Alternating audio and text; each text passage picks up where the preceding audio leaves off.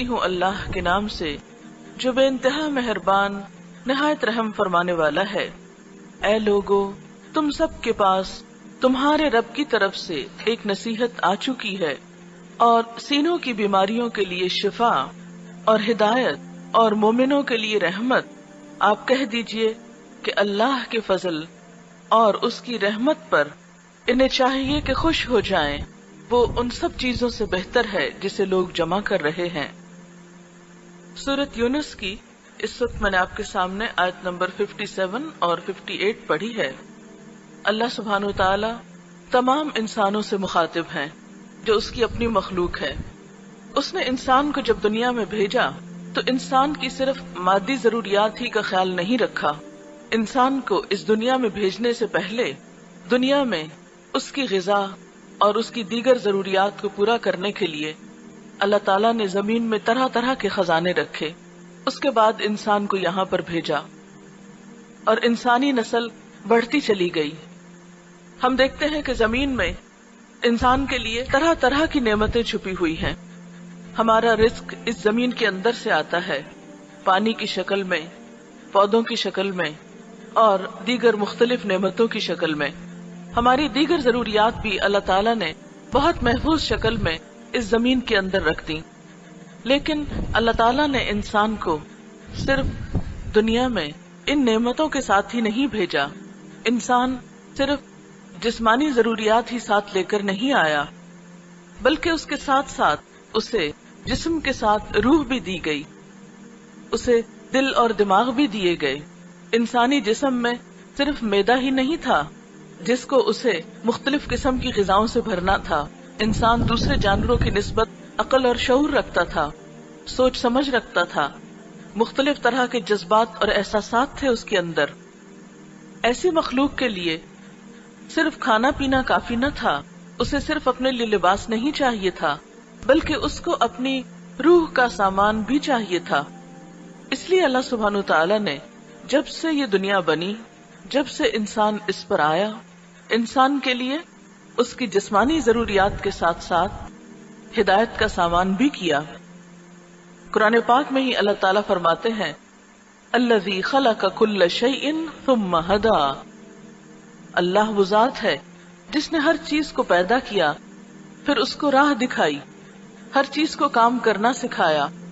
کیا ایسے میں ممکن تھا کہ وہ ہستی جس نے سب کو راہ دکھائی، جس نے سب کو بتایا، اس کی تمام ضروریات پوری کی، کیا وہ انسان کو ادھورا چھوڑ دیتا اور اس کی ضروریات پوری نہ کرتا؟ اس نے انسان کی روح کی یہ ضرورت یعنی ضرورت ہدایت اس کو بھی پورا کیا۔ اور پہلا ہی انسان یعنی حضرت آدم علیہ السلام صرف انسان نہیں تھے بلکہ اس کے ساتھ ساتھ پیغمبر بھی تھے۔ ان پر اللہ تعالیٰ نے زندگی گزارنے کے طریقوں پر مشتمل ہدایات بھی بھیجی اور پھر یہ سلسلہ چلتا رہا۔ مسند احمد کی روایت کے مطابق دنیا میں 1,24,000 پیغمبر آئے جنہوں نے ہر دور میں انسانوں کو صحیح زندگی گزارنے کا طریقہ بتایا، اور پھر ان سب کے آخر میں رسول اکرم صلی اللہ علیہ وسلم تشریف لائے اور آپ پر دین کو مکمل کیا گیا۔ آپ کے ذریعے ایک بہترین کتاب بھیجی گئی جسے قرآن حکیم کہا جاتا ہے۔ اسی کے بارے میں اللہ سبحانہ و تعالیٰ یہاں تعارف فرماتے ہیں یا ایھا الناس، اے لوگو، اور الناس سے مراد تمام انسان ہیں، اس سے مراد صرف مسلمان نہیں، دنیا میں پائے جانے والے تمام لوگ، اول و آخر، مرد اور عورت، بچے اور جوان، سب کے لیے یہ پیغام یا ایھا الناس، اے لوگو، قد جاءکم موعظۃ، تمہارے پاس تمہارے رب کی طرف سے ایک نصیحت بھرا پیغام آ چکا ہے۔ کس بارے میں؟ کہ تمہیں اپنی زندگی کو کس طرح بسر کرنا ہے۔ ہم سب جانتے ہیں کہ جس طرح انسانی جسم کی ضرورت پوری کرنے کے لیے کھانا چاہیے تو کھانا پکانے کا طریقہ بھی معلوم ہونا چاہیے، اور جو شخص جتنے اچھے طریقے سے کھانا پکانا جانتا ہے یا پکوانا جانتا ہے وہ اتنے ہی بہتر طریقے سے اللہ کی نعمتوں کو استعمال کرتا ہے۔ اور وہ لوگ جو اس معاملے میں اناڑی ہوتے ہیں، کچھ نہیں جانتے ہوتے، وہ بہت سا رزق ضائع کر دیتے ہیں کیونکہ وہ طریقہ نہیں جانتے۔ بالکل اسی طرح انسان کو اپنی ہدایت کے لیے، اپنی ضروریات کے لیے، کون سی ضروریات؟ اس کی روح کی ضروریات پوری کرنے کے لیے اللہ تعالیٰ نے جب ہدایت کا پیغام بھیجا تو یوں ہی پیغام نہیں بھیج دیا، بلکہ پیغمبروں کو بھی ساتھ بھیجا اور ان تمام چیزوں پر عمل کر کے انہوں نے دکھایا جو انسان کی یہ ضرورت پوری کرتے ہوں۔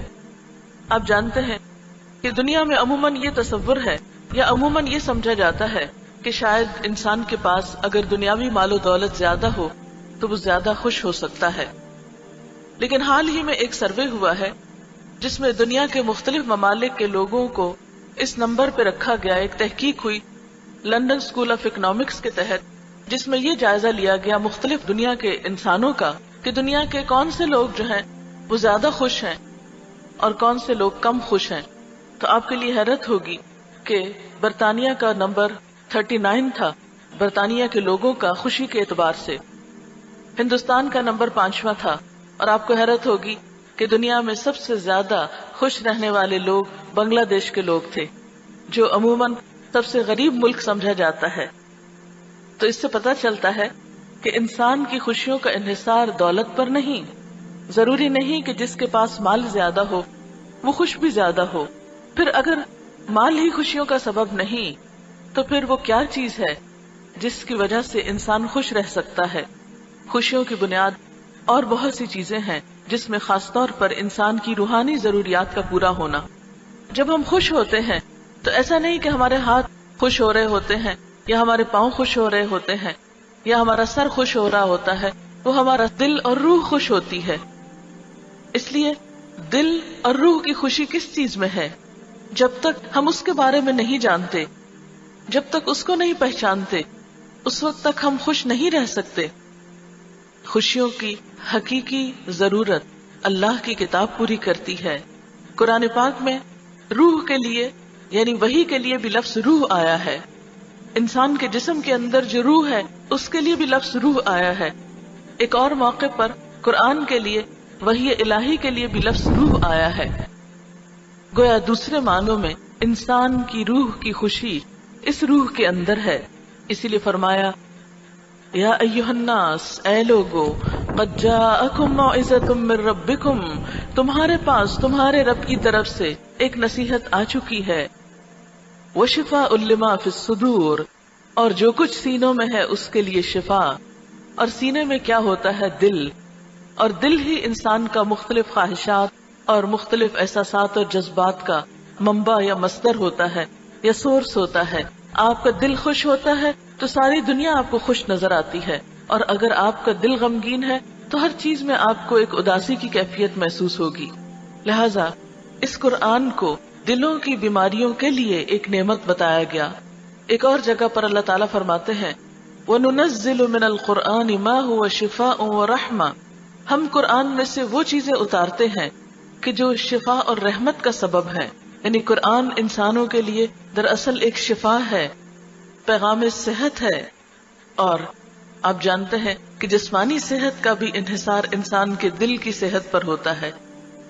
اگر دل بیمار ہو تو جسم بیمار ہو جاتا ہے، اگر دل صحیح طور پر کام نہ کرے تو باقی اعضاء بھی صحیح طور پر کام نہیں کر سکتے۔ دل بند ہو جائے تو باقی جسم کے اعضاء بھی اپنا کام کرنا چھوڑ دیتے ہیں، وہ بھی کام کرنا بند کر دیتے ہیں۔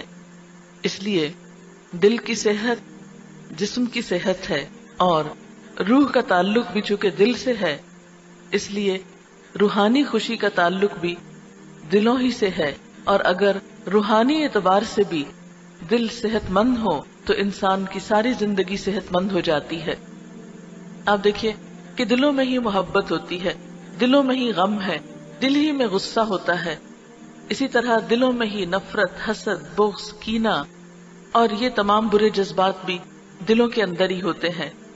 اس لیے اگر دل اللہ تعالیٰ کے اس پیغام کی نورانیت سے روشن ہو، اس روحانیت سے روح پرور ہو، تو آپ دیکھیں گے کہ بہت سی بیماریوں کا علاج خود بخود ہوتا چلا جائے گا۔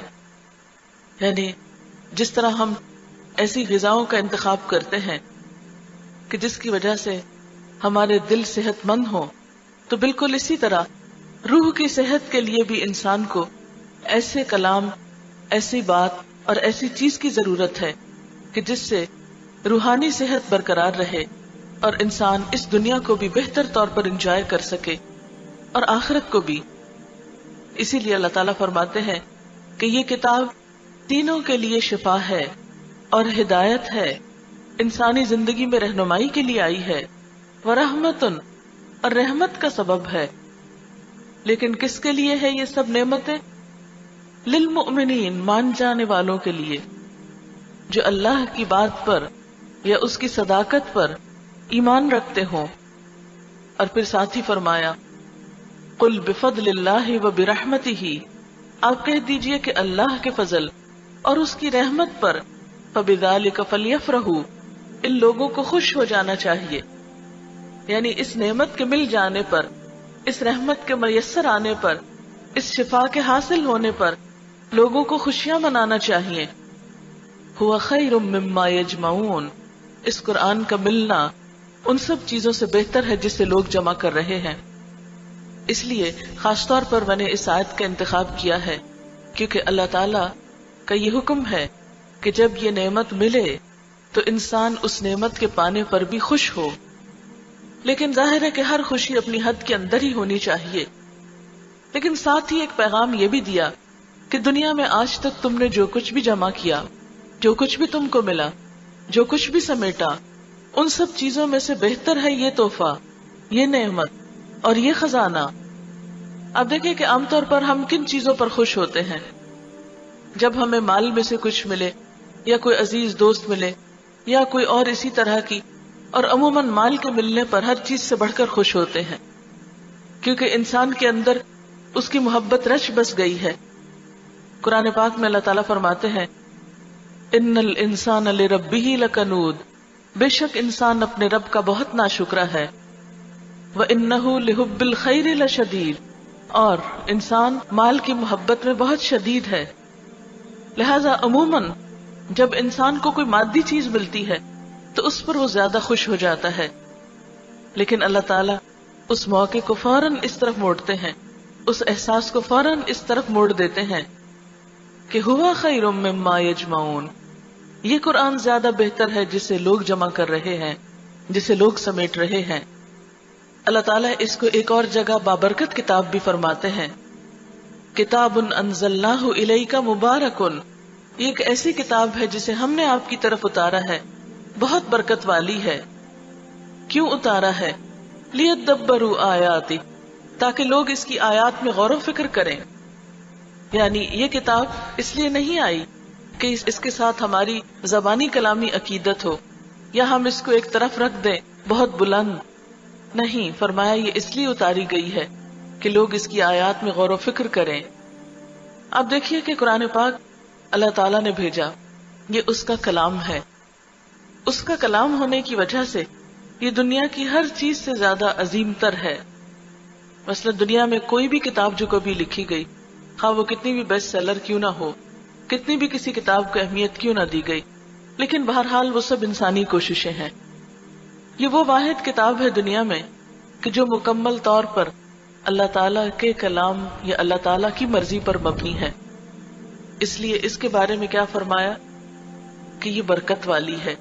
اس کا تمہارے پاس آنا، تمہارے پاس ہونا، تمہارا اس کو پڑھنا، تمہارا اس سے کسی بھی طرح کا تعلق رکھنا تمہاری زندگی میں برکتیں ہی برکتیں پیدا کرے گا. اور پھر دوسری کتابیں تو انسان ایک دفعہ پڑھتا ہے، انجوائے کرتا ہے، رکھ دیتا ہے. لیکن یہ کتاب جو ہے صرف ایک دفعہ پڑھنے کے لیے نہیں ہے، اور صرف اس کے الفاظ ہی سے ثواب حاصل کرنا مقصود نہیں ہے، بلکہ لیدبروا آیاتہ، لوگ اس کی آیات میں غور و فکر کریں. ایک اور جگہ پر فرمایا افلا یتدبرون القرآن، کیا لوگ قرآن میں غور و فکر نہیں کریں گے؟ ام علی قلوب اقفالها، کیا ان کے دلوں پہ تالے پڑ چکے ہیں؟ یعنی جس طرح گھر پہ تالا پڑا ہو تو آنے والا واپس چلا جاتا ہے، اسی طرح اگر دل پر تالا لگا ہو تو یہ قرآن اندر نہیں جا سکتا. اب دیکھیے کہ دل ایسی جگہ ہے جہاں انسان اپنی محبوب چیزوں کو رکھتا ہے، اپنی قیمتی چیزوں کو رکھتا ہے، اپنی پسندیدہ چیزوں کو رکھتا ہے. جیسے کسی سے آپ کو محبت ہو تو آپ کہتے ہیں کہ آپ کا مقام تو میرے دل میں ہے. اس سے مقصود کیا ہوتا ہے ظاہر ہے کہ کوئی کسی دل کے اندر تو اس طرح نہیں گھس سکتا. مراد سے یہ ہے کہ آپ میرے نزدیک بہت عزیز اور عظیم ہیں. تو بالکل اسی طرح اس کتاب کے لیے بھی اس کا مقام کیا ہے؟ دل. لیکن اگر کوئی اپنے دل پہ تالا ڈال لیتا ہے یا اس کا دروازہ بند کر لیتا ہے اس کام کے لیے کہ وہ قرآن کی طرف توجہ کرے اور غور و فکر کرے، تو اس کو سوچنا چاہیے کہ وہ کیا کر رہا ہے. دنیا کی کتنی ہی باتیں ہیں جو ہم سوچتے رہتے ہیں، کتنی ہی فکریں ہیں جو ہم کو لاحق رہتی ہیں، لیکن اس کے برعکس اللہ کی کتاب کے لیے سوچ بچار، اس کے لیے غور و فکر، اس کے لیے ہمارے احساسات اور جذبات اور اس کے لیے ہماری سوچیں، اس کے گرد ہمارے خیالات کا گھومنا، وہ زندگی میں کتنی دفعہ ہوا.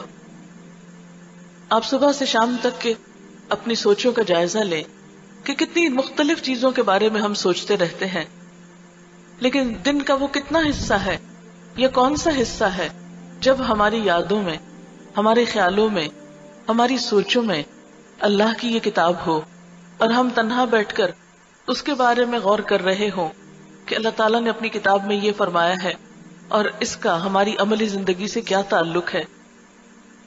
کیونکہ قرآن ایسی کتاب نہیں جو محض ایک فلسفے کی کتاب ہو یا چند خیالات یا کوئی شاعری ہو یا اچھی گفتگو کا مجموعہ ہو.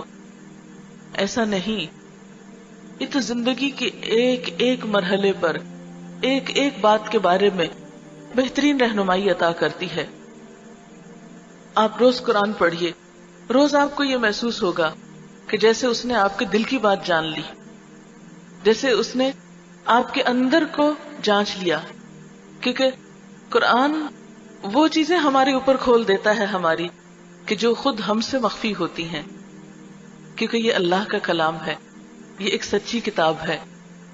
اور پھر ہم دیکھتے ہیں کہ اس کی سچائی کو صرف قرآن نے خود ہی واضح نہیں کیا، جیسے کہ سورۃ البقرہ کی پہلی آیت میں آتا ہے ذالک الکتاب لا ریب فیہ، یہ کتاب جس میں کوئی شک نہیں. دنیا کی واحد کتاب ہے جو اس بات کا دعویٰ کرتی ہے کہ اس کتاب میں کوئی شک نہیں. آپ کوئی بھی اور کتاب پڑھ لیں، لیکن کسی کتاب کا لکھنے والا یہ دعویٰ کر ہی نہیں سکتا کہ میں نے جو کچھ لکھا ہے اس میں کوئی شک نہیں، اور میں نے جو کچھ لکھا ہے وہ الٹیمیٹ ایک ٹروتھ ہے یا ایک فائنل بات ہے. وہ ہمیشہ آنے والوں کے لیے ایک میدان چھوڑ دیتا ہے. لیکن قرآن آخری کتاب تھی اللہ تعالیٰ کی، اور اس نے خود چیلنج کیا. ارشاد باری تعالیٰ ہے قُلْ إِنِ اجْتَمَعَتِ الْإِنسُ وَالْجِنُّ عَلَىٰ أَن يَأْتُوا بِمِثْلِ هَٰذَا الْقُرْآنِ لَا يَأْتُونَ بِمِثْلِهِ وَلَوْ كَانَ بَعْضُهُمْ لِبَعْضٍ ظَهِيرًا. آپ کہہ دیجئے کہ اگر انسان اور جن سب مل کر اس قرآن جیسی کوئی چیز لانے کی کوشش کریں تو نہ لا سکیں گے، چاہے وہ سب ایک دوسرے کے مددگار ہی کیوں نہ ہو جائیں. یعنی یہ ایک ایسی کتاب ہے کہ پوری دنیا کے لوگ بھی مل جائیں، اور نہ صرف انسان بلکہ ان کے ساتھ جنات بھی اکٹھے ہو جائیں، سارے دماغ ایک جگہ جمع ہو جائیں، لیکن ایسی کتاب نہیں بنا سکتے. یہ وہ کتاب ہے جس میں کوئی شک نہیں. کتاب کے اس اندرونی دعوے کے علاوہ ہم دیکھتے ہیں کہ اللہ سبحانہ وتعالیٰ نے 1400 سال پہلے اس کتاب میں وہ باتیں نازل کی جن کو آج کی دنیا میں ہم جان رہے ہیں، جن کے بارے میں آج کی سائنس انکشاف کر رہی ہے.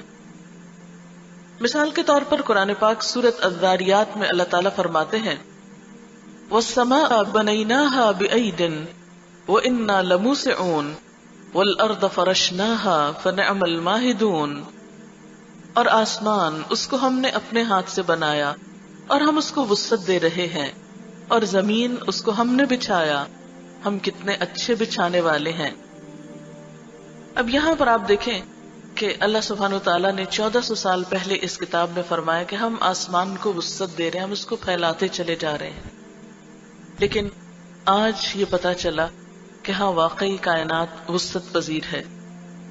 2 سال پہلے مجھے نیو یارک کے ایک اسپیس میوزیم میں جانے کا اتفاق ہوا، تو وہاں پر اس تھیری کو انہوں نے ایک غبارے کے ساتھ واضح کیا ہوا تھا، اور اس میں یہ تھا کہ ایک غبارے کے اوپر آپ نقطے لگائیں اور پھر اس کے اندر ہوا بھرنا شروع کر دیں، تو شروع میں وہ نقطے جو ہیں وہ قریب قریب ہوں گے، لیکن جو ہی اس کے اندر ہوا جائے گی تو وہ نقطے پھیلتے چلے جائیں گے، اور جتنا زیادہ ان کا پھیلاؤ ہوگا اتنے ہی وہ نقطے ایک دوسرے سے دور ہو جائیں گے. تو یہ منظر میں نے پہلی دفعہ دیکھا، اور اس میں باقاعدہ اس کو پھلا کے اور وہ دکھایا جا رہا تھا کہ کائنات اس طرح پھیلتی چلی جا رہی ہے اور گیلیکسیز ایک دوسرے سے اس طرح دور ہوتی چلی جا رہی ہیں.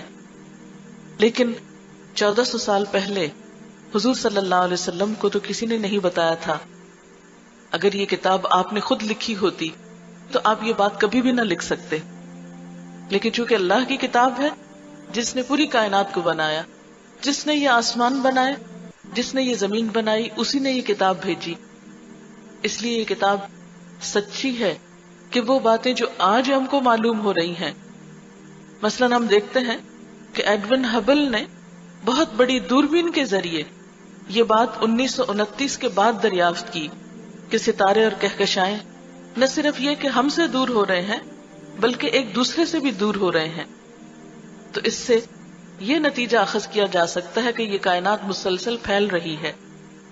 1400 سال پہلے کسی سائنسدان کو، کسی عالم کو، کسی فلسفی کو، کسی شخص کو، کسی اسکالر کو یہ بات پتا نہیں تھی، کیونکہ کوئی ذریعہ ہی نہیں تھا جاننے کا کہ واقعی یہ آسمان کے ستارے دور ہو رہے ہیں، ہم سے دور ہو رہے ہیں یا آپس میں دور ہو رہے ہیں. کسی کے پاس کوئی بھی پیمانہ نہیں تھا یہ بات جاننے کا. لیکن آج 1400 سال بعد یہ بات پتا چلی، اور قرآن 1400 سال پہلے کہتا ہے وَالسَّمَاءَ بَنَيْنَاهَا بِأَيْدٍ وَإِنَّا لَمُوسِعُونَ، اور آسمان کو ہم نے اپنے ہاتھوں سے بنایا اور ہم اس کو وسعت دے رہے ہیں، ہم اس کو پھیلا رہے ہیں. یعنی صرف بنا ہی نہیں دیا بلکہ یہ پھیلتا چلا جا رہا ہے. اور اس کا پھیلاؤ کس طرح ہے؟ یہ اسی طرح ہے جیسے یہ رسی ہو، اور آپ نے دیکھا ہوگا کہ بعض اوقات رسی کو ایک لکڑی کے اوپر یوں بل دے دیے جاتے ہیں.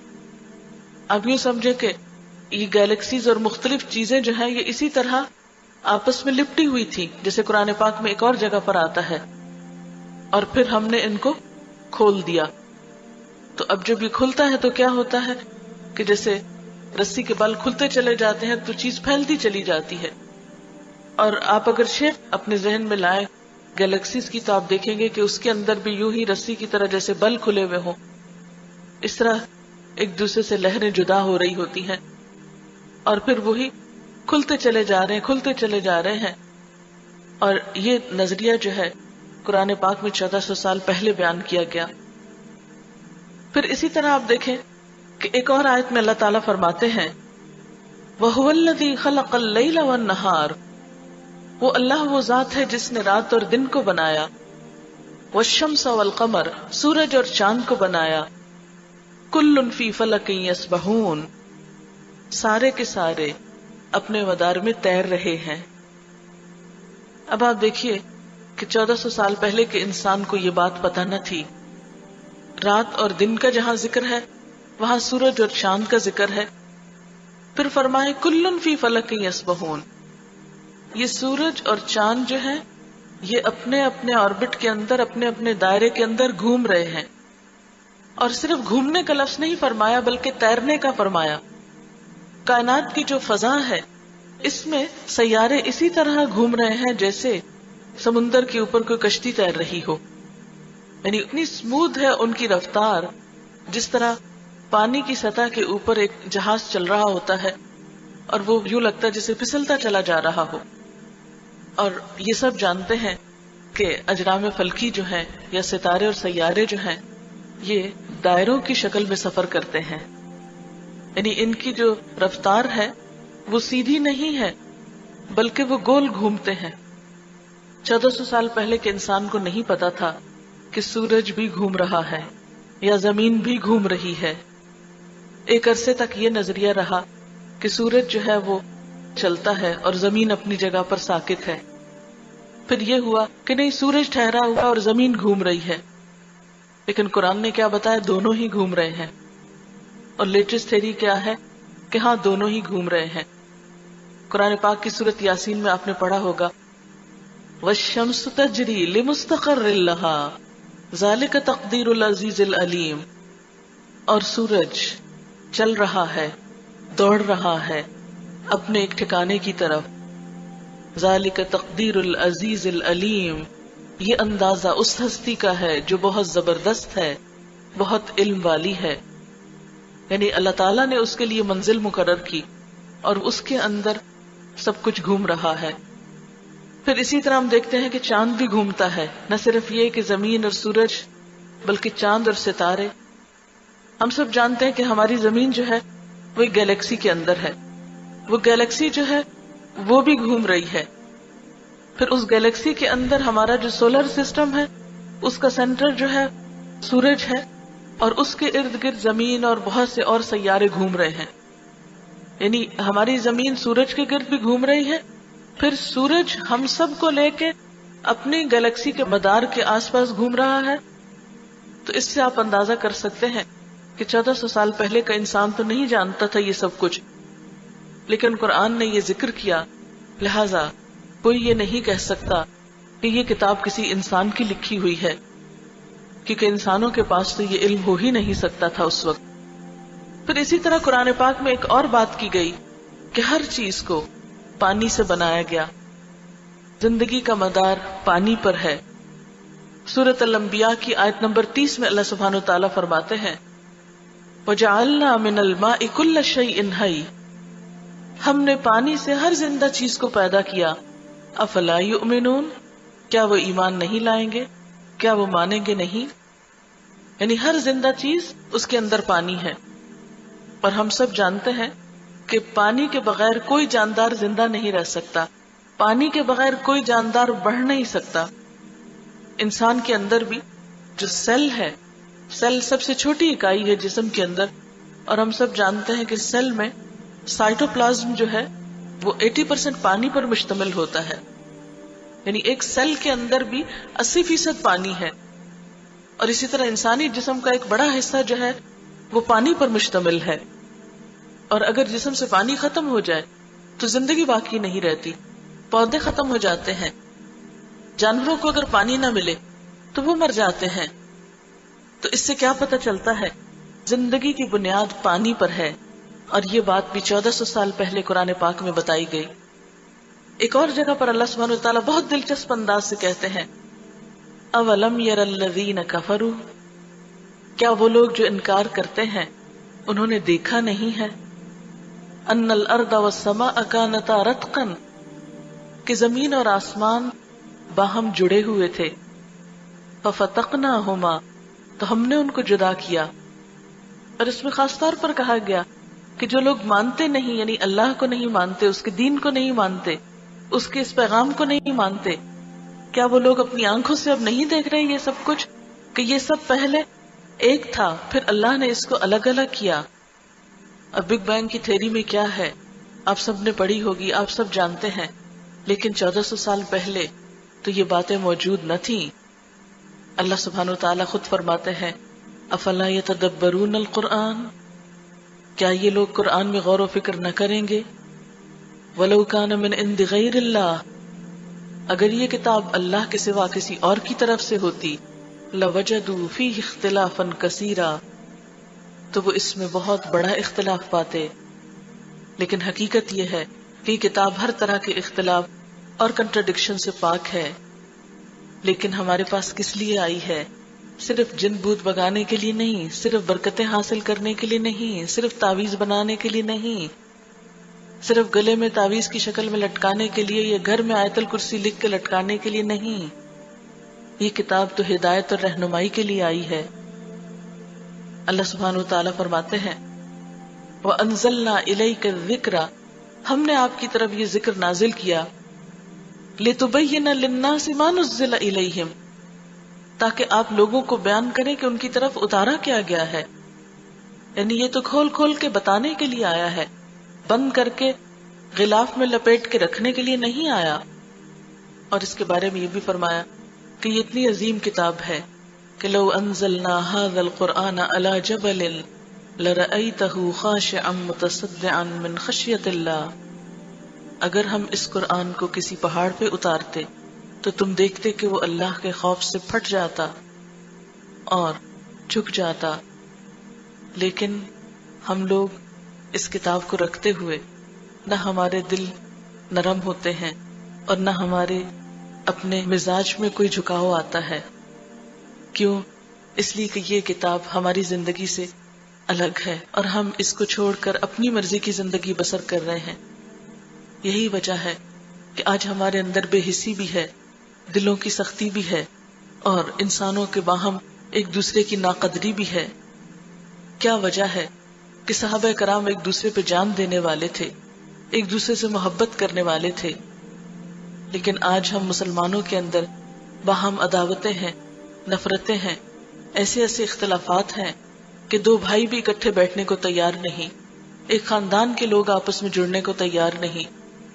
کہاں یہ کہ ایک قوم اور ایک برادری اور ایک ملک اور ایک امت مسلمہ میں آپس میں کوئی وحدت ہو جائے. لیکن یاد رکھیے کہ ان تمام مسائل اور ان تمام دکھوں کا حل اسی کتاب کے اندر ہے، کیونکہ یہ کتاب اپنے اندر تمام انسانیت کے لیے عدل و انصاف کا پیغام رکھتی ہے، تمام انسانوں کو ان کے حقوق دیتی ہے. اسی لیے جو شخص اس کو تھام لیتا ہے اس کے لیے یقیناً عزت ہے. اللہ سبحانہ وتعالیٰ فرماتے ہیں یرفع اللہ الذین آمنوا منکم والذین اوتوا العلم درجات. اللہ تم میں سے ایمان والوں کو بلندی عطا کرتا ہے اور جو علم دیے گئے ان کے درجات تو اور بلند ہیں. پھر اسی طرح آپ صلی اللہ علیہ وسلم نے فرمایا خیرکم من تعلم القرآن وعلمہ، تم میں بہترین ہے وہ لوگ جو قرآن کو سیکھیں اور اس کو سکھائیں. گویا مسلمان ہونے کی حیثیت سے ہماری ذمہ داری بنتی ہے کہ یا تو ہم اس کے سیکھنے والے ہوں یا اگر سیکھ چکے ہوں تو سکھانے والے ہوں. کیونکہ علامہ اقبال نے خوب کہا تھا کہ گر تو خواہی مسلمان زیستن نیست ممکن جز بقرآن زیستن. اگر تم مسلمان بن کے جینا چاہتے ہو تو ممکن نہیں کہ قرآن کے بغیر پھر حقیقی معنوں میں مسلمان بن سکو. ہم مسلمان کیوں ہیں؟ اس لیے کہ مسلمان گھرانے میں پیدا ہو گئے. اگر ہم واقعی اس اپنی روح کے ساتھ مسلمان بننا چاہتے ہیں جو ہمارے لیے مطلوب ہے اور ہمارے لیے پسندیدہ ہے، تو یہ اسی وقت ہو سکتا ہے کہ ہم اس کتاب کی طرف رجوع کریں. اور اگر ہم اس سے منہ موڑیں گے تو پھر قرآن پاک کی یہ آیت وَقَدْ آتَيْنَاكَ مِن لَّدُنَّا ذِكْرًا، ہم نے اپنے پاس سے آپ کو یہ ذکر عطا کیا ہے. من اعرض عنہ، جس نے اس سے اعراض کیا، فإنه يحمل يوم القيامة وزرا، تو وہ قیامت کے دن اپنے اوپر بوجھ اٹھائے ہوئے ہوگا. خالدین فیہا، اس میں ہمیشہ رہے گا. وساء لهم يوم القيامة حملا، اور قیامت کے دن وہ بوجھ کتنا تکلیف دہ ہوگا، کتنا برا ہوگا. پھر اسی طرح قرآن پاک کی ایک اور آیت میں آتا ہے من اعرض عن ذکری، جو میرے اس ذکر سے منہ موڑے گا، فإن له معیشة ضنکا، اس کے لیے میں زندگی تنگ کر دوں گا. ونحشره یوم القیامة اعما، اور ہم اسے قیامت کے دن اندھا اٹھائیں گے. وہ کہے گا یا رب لما حشرتنی اعما، اے رب تو نے مجھے اندھا کیوں اٹھایا؟ تو اللہ تعالیٰ فرمائیں گے قال کذالک اتتک آیاتنا، کہ ہماری آیات تیرے پاس آئی تھی، فنسیتہا، تم نے ان کو بھلا دیا. وکذالک اليوم تنسا، اسی طرح آج تم بھلائے جاتے ہو. تو اللہ نہ کرے کہ ہم ان لوگوں میں ہوں جنہوں نے قرآن کو بھلا دیا ہو. اور بھولنے میں کیا چیز آتی ہے؟ سرے سے اس کا نہ پڑھنا، یا پڑھ کر اس کو چھوڑ دینا، یا پڑھ کر بھلا دینا، یا اس کے ساتھ کوئی تعلق نہ رکھنا. یعنی کسی چیز کو بھلانے کا مطلب کیا ہے؟ کہ اس کی کبھی یاد ہی نہ آئے، اس کی کوئی اہمیت ہی نہ ہو. ہم اپنے گھر کی کن چیزوں کو بھولے ہوئے ہوتے ہیں؟ اپنی ذاتی چیزوں میں سے کس کس چیز کو بھولے ہوئے ہوتے ہیں؟ انہی چیزوں کو جن کی ہمارے نزدیک کوئی اہمیت نہیں ہوتی. جس چیز کو ہم اہمیت دیتے ہیں اس کو بھول نہیں سکتے. تو اللہ تعالیٰ سے دعا ہے کہ اللہ تعالیٰ ہمیں اس کتاب کا حق ادا کرنے کی توفیق عطا فرمائے. وآخر دعوانا ان الحمد للہ رب العالمین. سبحان اللہ وبحمدہ عدد خلقہ ورضا نفسہ وزنۃ عرشہ ومداد کلماتہ. سبحان اللہ العظیم. اللہم صلی علی محمد وعلى آل محمد كما صليت على إبراهيم وعلى آل إبراهيم إنك حميد مجيد اللهم بارك على محمد وعلى آل محمد كما باركت على إبراهيم وعلى آل إبراهيم إنك حميد مجيد ربنا آتنا في الدنيا حسنة وفي الآخرة حسنة وقنا عذاب النار ربنا لا تزغ قلوبنا بعد إذ هديتنا وهب لنا من لدنك رحمة إنك أنت الوهاب ربنا هب لنا من أزواجنا وذرياتنا قرة أعين واجعلنا للمتقين إماما یا رب العالمین تو ہم سب کو اس کتاب سے بہترین فائدے کی توفیق عطا فرما. یا اللہ تو ہمارے دلوں میں اس کی روشنی پیدا کر دے، اس کے ذریعے ہمیں سکون اور خوشی عطا فرما. یا اللہ ہمیں اس کا حق ادا کرنے کی توفیق عطا فرما. جو کچھ ہم نے پڑھا ہے تو اسے قبول فرما. یا اللہ جتنی بہنیں بھی یہاں حاضر ہوئی ہیں، جنہوں نے بھی اس مجلس میں شرکت کی ہے، سب کا آنا قبول فرما. یا رب العالمین ہم سب کو اپنی رحمت سے ڈھانپ لے، ہمیں اپنی محبت عطا کر دے.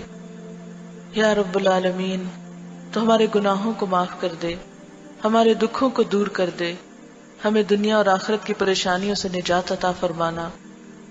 تمام بیماروں کو صحت عطا فرما، سب دکھی لوگوں کے دکھ دور فرما. یا رب العالمین تو ہم سب پر اپنی رحمت نازل فرما.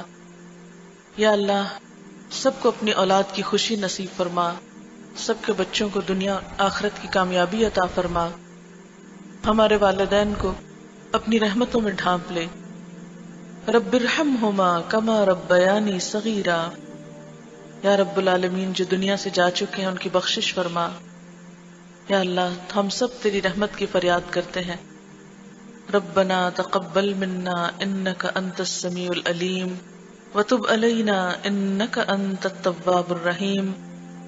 وصلی اللہ تعالی علی خیر خلقہ محمد وعلی آلہ واصحابہ واہل بیتہ اجمعین برحمتک یا ارحم الراحمین. الہی آمین.